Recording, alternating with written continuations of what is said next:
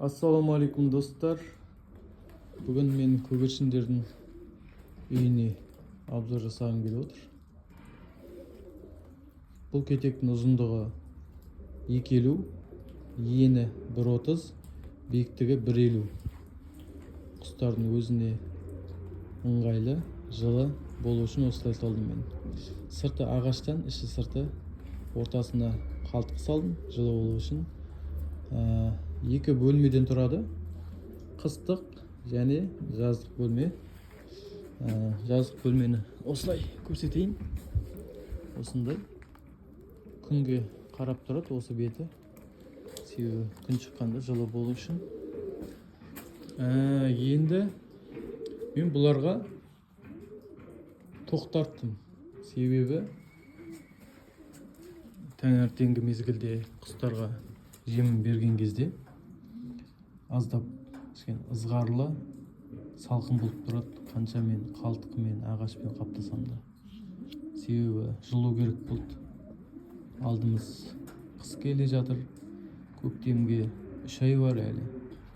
Сондықтан да осылай кабельмен ішіне тоқ тартып, коробкадан кейін осындай выключательмен жаздық бөлмеге, қыстық бөлмеге деп 2 лампочка қойдым. Кабельдің сыртын осылай қаптадым. Себебі ызғарланбау үшін, көп уақытқа кету үшін. Бір жағынан сақтық ретінде. Тек мынаны сыртын енді қаптау керек. Білмеймін немен қаптайтынымды. Біліп жатсаңдар комментарий жазып кетіңіздер.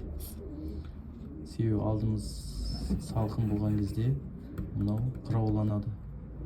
Сол кезде тоқтартпау үшін өзімнің қауіпсіздігіме осы жерді коробка жасау керек болып тұр. Ендігі мәселе ішке өтейік. Кетектің ішін көрсетейін. Кетектің іші осындай. Кетектің іші осындай. Іші жылы. Есікті ашқанда жылы леп соғып тұр. Жаман емес. И осындай лампочка салдым. Сол лампочка 275-тік 6000 сағат жанады екен. 6000 сағатын бір 10 ай, 8 айдың шамасы екен. 10 ай, 8 ай жанады екен. Күндіз түні маған осы қыстан шығарып берсе болады. Осылай тарттым, жүргіздім, осылай бөліп, екінші кабельді осылай өткізіп, летнеге жақтым.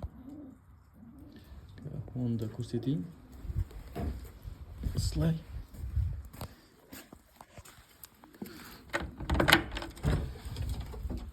Осылай етіп жағып қойдым. Жемін жеген кезде балапандар осы жаққа шығады.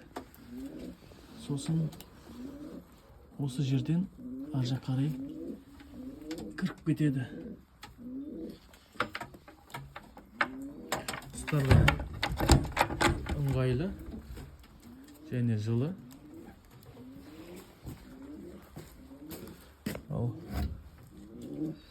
мына жағы қыстық.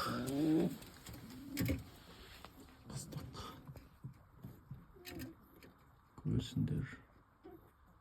Осылай жылы жерде тұру керек. Және таза.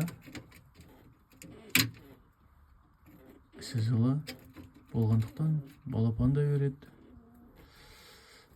Өздері де қыстан аман есен шығады.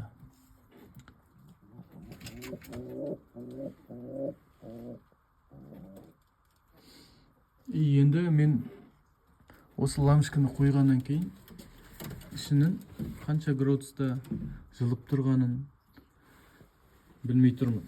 Сондықтан мен осындай термометр алдырттым. Ысыны және салқынды өлшейтін.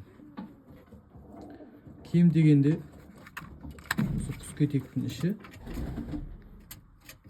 12-10 плюс болу керек қыстың кезде. Ал влажностьсы 40 пен 60-тың арасы болу керек. Сонда құстар жылы, іші таза, денсаулықтары мықты болып, қыстан аман есен шығады. Иә достар, менің ролигім ұнаса, лайк басып, пікір басып, қолдап кетерсіздер.